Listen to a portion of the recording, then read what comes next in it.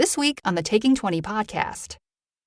You know what your players would enjoy, and if exploration isn't on that list, bypass it.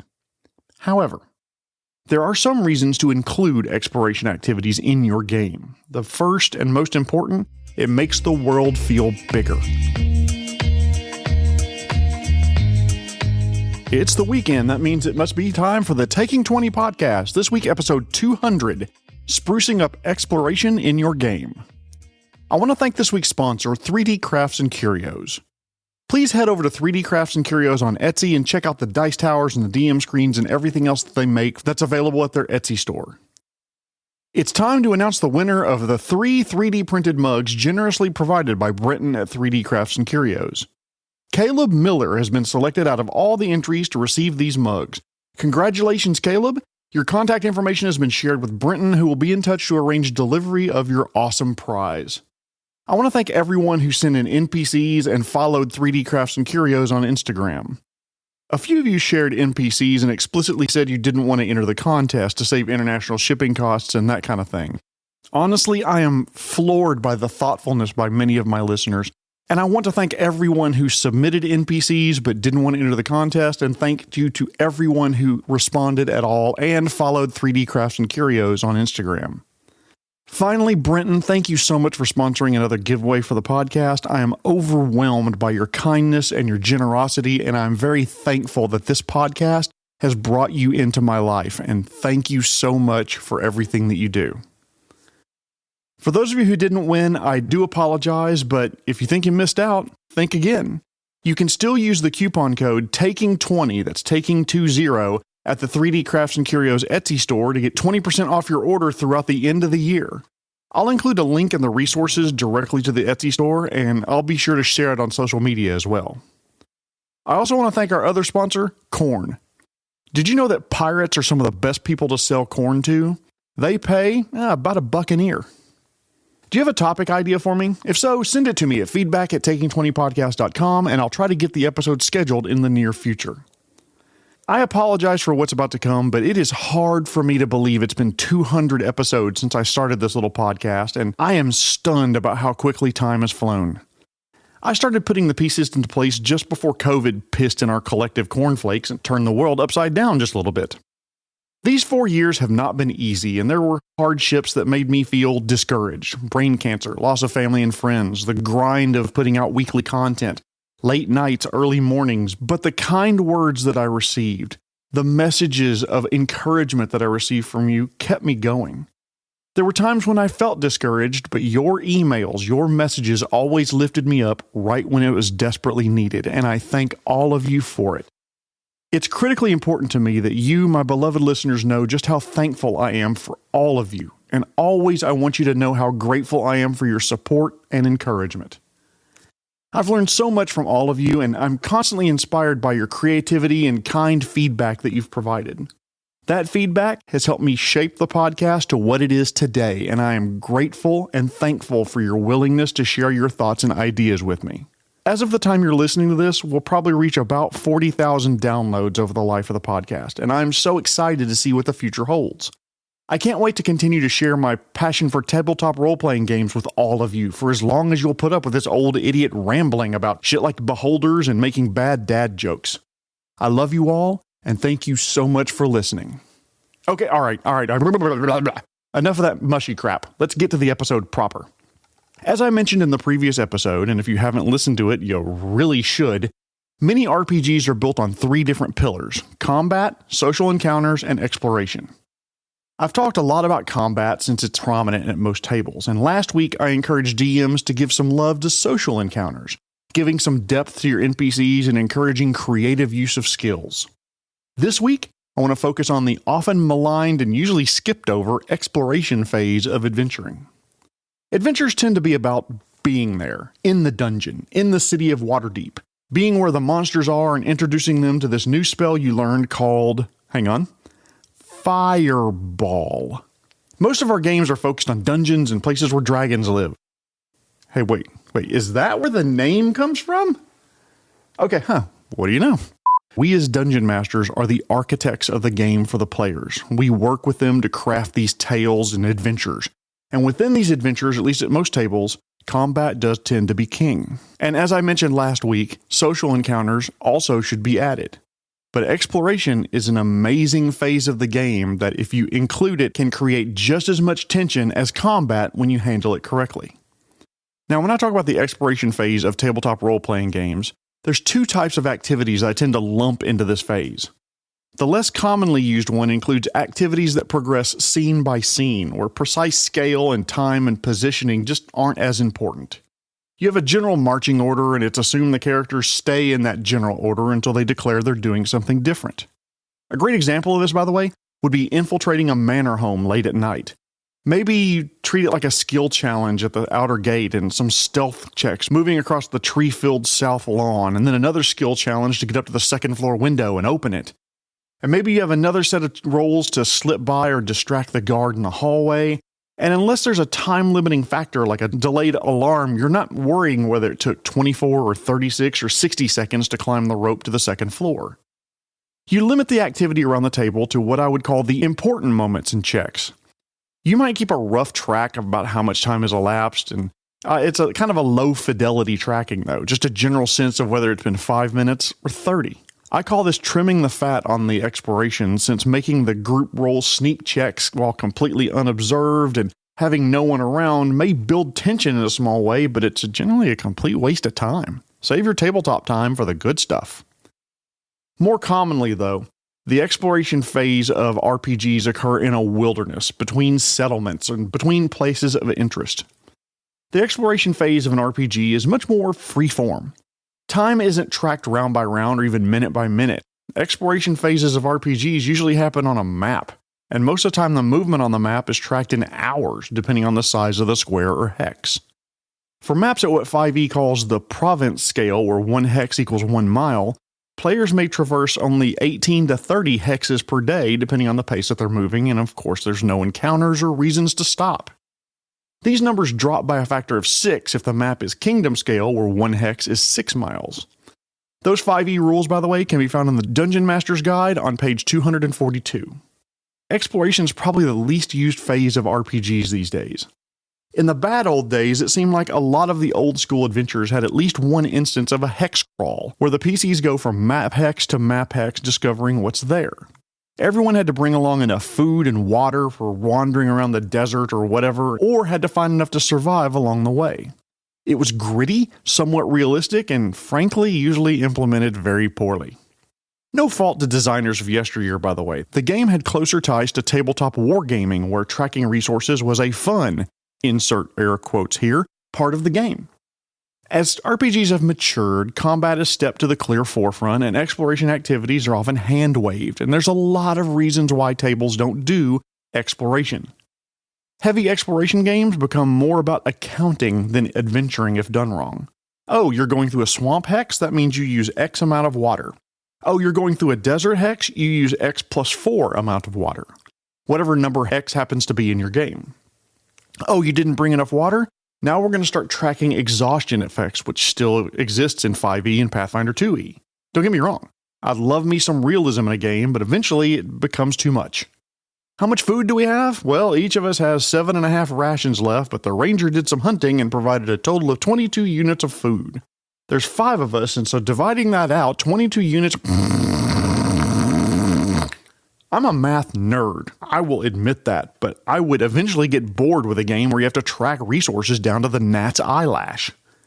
The second reason exploration is often hand-waved is because most hexes on a map are fairly empty forest or jungle. Desert, snow dunes, sand, whatever. 90+% of the time, there's nothing of note in the hex.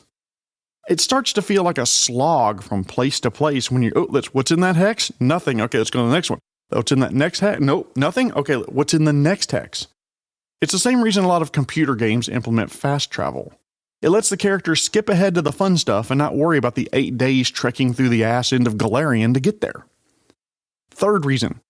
Few game systems explain the exploration phase well, and yes, I'm looking at you 5e and Pathfinder 1e. I like that Pathfinder 2e fleshed it out a little bit more, and I now have my hands on the player and GM core from the Pathfinder 2e remaster, and I'm reading those sections now. I'll probably do an episode on those 2 books coming up in the near future, so stay tuned for that. And then the fourth reason that exploration is often hand-waved is because done poorly, it feels like a waste of time. You went to this location, let's calculate your walking speed. How long have you been walking continuously? Oh, let's break out the exhaustion rules because that's more than 12 hours in a single day. And if you'll pardon the expression, there's very little fun down that road. If you're just role-playing the travel to role-play the travel to make it more realistic, that can just bore everybody to tears. So with all the problems with exploration staring us in the face, why should DMs put any time into exploration at all? Shouldn't we just hand-wave the time that it takes to get someplace and not mention it? Sure, you could. Nothing wrong with that at all. Game how you want to game. If you don't see any value in including exploration in your game, then don't include it. You know what your players would enjoy, and if exploration isn't on that list, bypass it. However, there are some reasons to include exploration activities in your game. The first and most important, it makes the world feel bigger. Exploration encounters breathe life into your game world, enabling players to unravel mysteries, uncover hidden treasures, and navigate intricate landscapes. It shows the players that there's more to the world than City A, Dungeon B, and Campsite C. There are creatures that live their entire lives in the quote-unquote uncivilized places of the world. Some of these creatures are animals, sentient plants, wildlife, magical beasts, humanoids, and yes, even dragons. One of the best ways to handle exploration if you want to give the PCs that sense of discovery and wonder is using something called hexcrawls. I mentioned them earlier in the episode, and as I said, not every group enjoys these, and anytime I've ever pulled these out for the first time with a group, I do so on a very small scale till I'm sure the players are having fun with it. A hexcrawl is exactly what it sounds like. The players start with a mostly or maybe even completely blank map made of connected hexagons, and the players enter an unknown area of the map. They find out what's there and can fill it in. It's swamp, it's ruins, it's a mountain, it's a village, or whatever it is. And the DM can have one or more adventure events take place there in that hex. Hexes are 1 or more miles in size, and it gives the players the Star Trek feeling of boldly going where no one has gone before. Well, or at least no one who has brought back a map. I will grant you that hex crawls are an old-fashioned notion when it comes to tabletop RPGs. Most of the time, travel is done either theater of the mind or hand-waved entirely, but man, there's something fun about a good hex crawl that makes you feel like you're accomplishing something new and novel. Hex crawls can be made parts of true sandbox adventures where the players can lead their characters almost anywhere on the map. And if you give them some excitement when they get there, even better. The challenges are different than your traditional dungeon or city adventure. There's a website called the Alexandrian that has a massive multi-part article on hex crawls that I will link to in the resources. Please go check that out. Now, I'm not saying you, my beloved GMs, have to prepare a multi-level dungeon for every hex. But role-playing the discovery, or at least mentioning different events while traveling the wilderness, gives space to your world, makes your cities feel special and important, like shining beacons of relative safety in a vastly untamed world. Plus, it lets you use that dungeon that you've prepared for a while and you've been itching to spring it on your players. You can drop that in as ruins in any one of those hexes. Second reason you may want to include exploration in your game is it allows the opportunity to satisfy player curiosity and open up the game a little bit. The vast majority of us humans are inquisitive by nature. We have deep-seated desires to learn and understand the world around us. This extends to the RPG world as well. As a test to see if curiosity is part of your makeup, I give you 2 choices. A likely empty hex to explore, and one that's labeled Ruins, or even better, the Ruins of the Iron Citadel.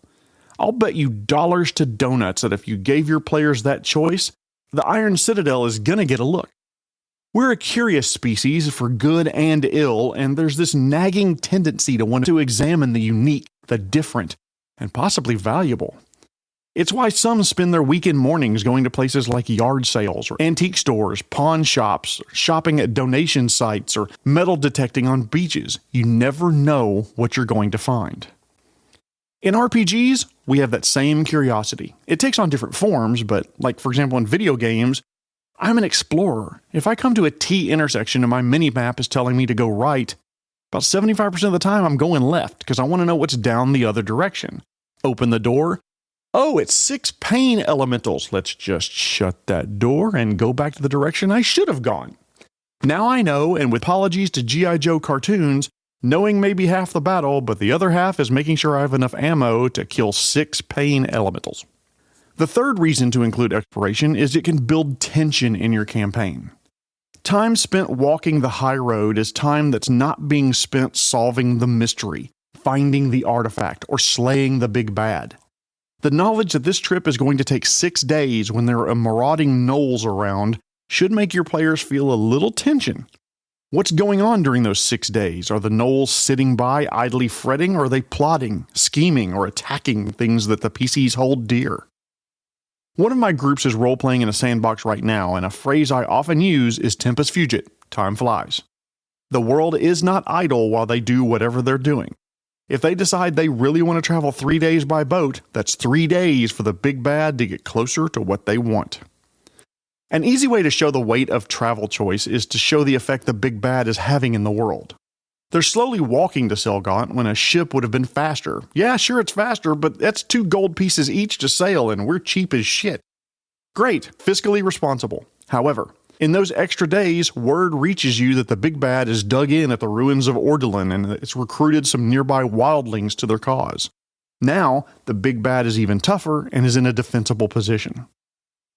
Fourth reason to make exploration part of your game is because exploration parts of your game allow the GM to have some environmental challenges. Cliffs, rapids, heavy snowstorms, rains, droughts, and other challenges that you won't find in a city like Otari or Candlekeep or deep into a dungeon. It gives your game a little bit of variety, which is rarely a bad thing. Okay, so you've listened to me prattle on and you decided you want some exploration sessions, but you're not sure where to start. Well, I'm glad you asked, because that's the next section of this episode. What are my tips for handling exploration the right way? Well, the good news is I have 8. 1. Avoid boredom by giving the PCs meaningful choices along the way. Make the PCs consider their resources used and possible side effects of making certain choices. Now, I can hear you saying, Jeremy, I can't plan for every choice the PCs could possibly make. And of course I'd say, you're right, don't even try. Make a point crawl, which almost feels like exploration in a dungeon. When they do A, then they can do B or C. If they choose something else, gradually route them back to B or C. You're the DM, the world can be whatever you want. Probably the best way I've ever seen this mapped out, by the way, is by the great author Sly Flourish of The Lazy DM's Companion and other book fame. He wrote a great explanation of point crawls that I'm going to link to in the resources. Give that a read. It's a short article and it can really spice up exploration while still keeping it relatively easy for the DM to prepare. Second tip I would have, allow the PCs to discover little bits of ruins and lore in interesting places along the way. Give hints to cryptic clues or symbols throughout the environment. These hints can lead to secrets or puzzles or hidden paths. It encourages players to unravel some mystery that's been long lost. At worst, these tidbits make your players more curious about the lore and history of your world. These are the ruins of the town of Slegborough, where every inhabitant disappeared when a mysterious green fog rolled in overnight. When the traders arrived the next day, there were black human-shaped shadowy stains in the beds, floors, chairs, wherever someone happened to be when the fog formed. No one knows what happened to the 200 souls who called this place home. Interested in that mystery? Yeah, me too. And I just freaking made it up sitting at the mic. I don't know what the hell happened to the population of Slegborough, but if you have ideas, send them to me. feedback@taking20podcast.com. Now let me cite you another example that you're probably familiar with, the Lord of the Rings trilogy. Can you imagine if the story had been written so that Frodo heads out from the Shire and arrives in the land of Mordor in 6 months' time, but you don't see what happened over those 6 months? Oh well, it's not like we'd leave out anything important except for, Sam and Merry and Pippin, Rivendell, everything in Rohan, the Battle of Helm's Deep, the Black Gate, the Paths of the Dead, Moria, shit ton of character development. If that were an RPG adventure, you could almost argue that the travel was the point. How much lore was revealed on those travels? The history of the elves and orcs, the enormous statues at the Argonath, the ruins of Amon Hen, the Lothlorien. I cannot say that. Lothlorien. There we go. Lothlorien. Minas Morgul. That trip could have opened up deep dives into the lore of multiple ancestries and nations. Neither the movie nor some of the original books dive very deeply into the lore, but other books like the Silmarillion do. Am I suggesting you write 1,000 pages of lore in case the PCs ask about it? No, of course not. Absolutely not. Do not do that. However, if there's something neat about your lore that you're dying to reveal, leave a hint somewhere. Dangle the bait out there and see if the PCs bite. Third tip I would have is that you can set the scene with varied and detailed descriptions that you can pre-write or be ready to improvise. Way back in episode 78, I talked about scene descriptions where we DMs should try to paint vivid scenes with detailed descriptions that engage all the player's senses: sights, sounds, smells, and textures of an environment. A well-described setting fuels player imagination, immersing them in a world that you've created. By taking time and making detailed descriptions, it helps players visualize the surroundings and gives the game world a sense of realism. Fourth tip for exploration: the world should not be static. Two ways that you can show this is to have areas of the world be vastly different in different seasons or times of the year. That safe mountain pass just became a lethal mudslide trap during the rainy season. That grassland with abundant game in the spring could become a frozen, foodless wasteland in winter. And the second thing that you can do to show that your world is changing is to have weather play a part of it. I could probably do a whole episode on weather, and probably will at some point in the future, but trekking through a light snowfall versus a blizzard, or oppressive heat versus a pleasant breeze make for different experiences while you're gaming. Present the party with problems that encourage creative problem solving related to the weather. Making your environments varied fosters player engagement, transforms the exploration from a joyless drudge into a dynamic and rewarding experience. Fifth tip: give player agency during exploration. Offer multiple paths, allowing them to make meaningful decisions that influence the game. Player-driven exploration encourages collaboration and creativity and enriches the overall game experience. It makes them feel like they've had a major role in shaping events around the table. Of course they do, but showing it to them really reinforces that fact to the players and makes it feel more fulfilling. Sixth tip: have random or seemingly random events.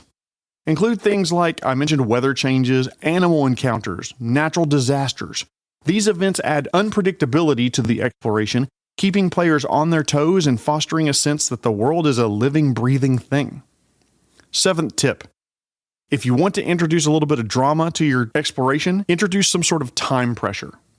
Time-sensitive elements like collapsing tunnels, rising water levels, or something else that adds a sense of urgency to the exploration, forcing the players to make quick decisions and prioritize their actions. Eighth and final tip: one of the best ways to make exploration better is to encourage and reward the party when they do explore. Imagine they're traveling to some city to talk to Lady Schmuckety-Schmuck, and because of bad weather and faulty navigation, they come across a forgotten ruin in the jungle. They take shelter there and discover something: a lost magic item, the fate of a similar group from long ago, or a group of previously unknown intelligent creatures living there who view the characters with wonder, fear, or hunger. Not every rock should have a magic item under it, but I'd keep a ruin encounter or two in your binder and pull it out when you want to reward the characters for exploring. I'd be remiss, by the way, if I didn't point you to another great resource in this long episode. A few weeks ago, I found a link to a homebrew set of recommendations for 5e called Baduga's Exploration Guidelines. It's 30 pages of great ideas designed for the 5e system, but it would be very easy to convert to any other game system that you're playing. I'll put a link to it to the resources. Go give that a read and see if it doesn't spark some ideas for your game. By encouraging exploration and providing rewards to your players for doing so, you can create dynamic and immersive experiences for your players while exploring your world and learning more about it. Tailor the encounters to your group's preferences and playstyles, and vary up your descriptions and encounters to ensure that each trip into the wilds is unique and memorable for your campaign world. And if you do so, I bet you and your players would have fun doing it. Again, do you have a topic idea for me? Send it to me. feedback@taking20podcast.com, and I'll try to get it into a future episode. Tune in next week when I'm going to focus an episode entirely for my beloved players out there. How you can help your DM succeed. Before I go, I again want to thank 3D Crafts and Curios and Brenton for sponsoring the giveaway that culminated in this episode. Thank you so much, Brenton. I also want to thank this week's sponsor, Corn. I always get an eerie feeling when I'm going to a corn maze. I feel like I'm being stalked. This has been episode 200, Running Exploration Encounters. My name is Jeremy Shelley, and I hope that your next game is your best game. The Taking 20 podcast is a Publishing Cube media production. Copyright 2023. References to game system content are copyright their respective publishers.